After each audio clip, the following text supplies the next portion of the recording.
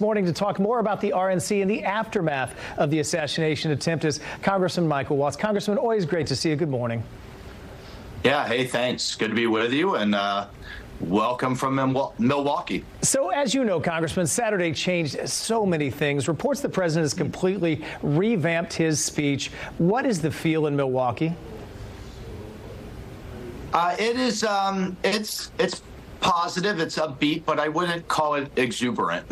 There's just a lot of people talking about the fact that we were a millimeter away from having an assassinated president, the leader of the Republican Party.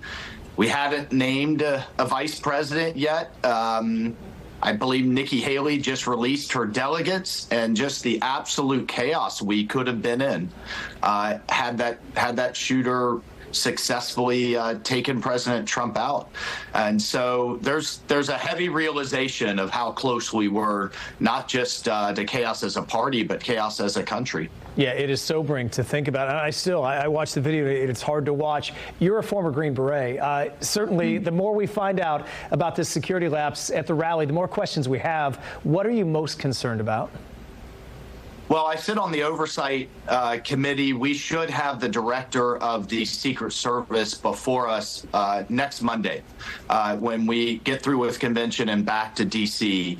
I want to know how they determine the size of President Trump's detail, because I have agents telling me, and these agents are very upset, very frustrated, that they have repeatedly asked for more resources, given the unusual nature of the Trump post-presidency, multiple residences, these rallies that he has with quite high frequency, the fact that he has Iranian threats against his life, in addition to just the normal protection and normal domestic threats. So did they just give him the standard package like they would give a Jimmy Carter or Bill Clinton or George Bush?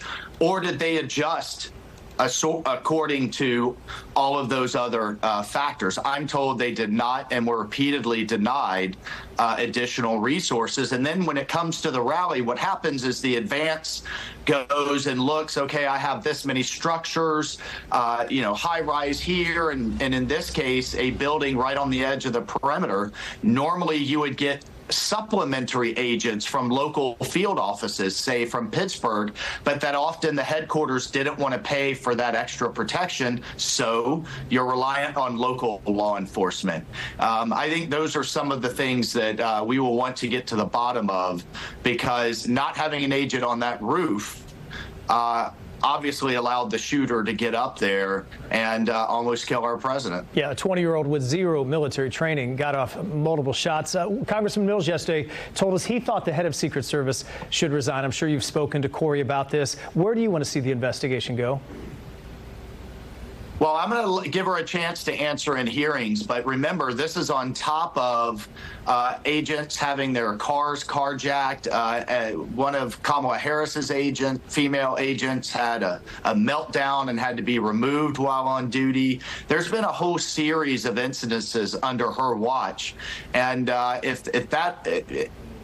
if you have that into addition to this assassination attempt, and then right now, I have to tell you, their lack of public explanation, the fact that we haven't seen her come to the press conference and at least give an initial cursory explanation and walk us through their investigation, I don't think she's handled it well, even in this instance. So I'm inclined to agree with Corey in terms of her resigning, but let's see how the hearings go next week. Let's finish with this, but that was clearly what's on so many people's minds, so I wanted to spend a lot of time on that. You're in Milwaukee. Sure. Unity has been the discussion for the last 24 hours. It's been good to see. What do you want to see come out of the RNC this week?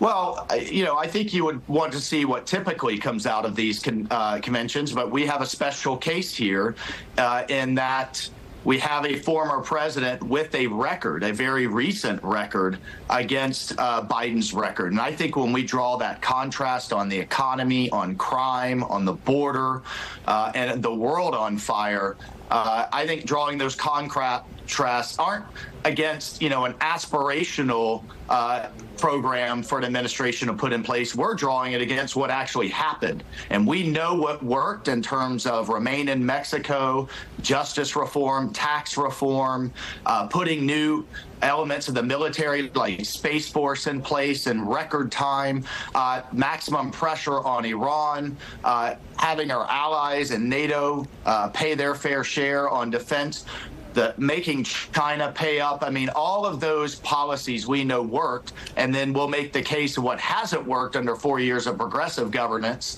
and chart a course forward and a vision forward in line with President Trump. So today, I'm co-chair of the Platform Committee with Senator Marsha Blackburn from Tennessee. We will formally introduce and adopt that platform that lays out President Trump's vision.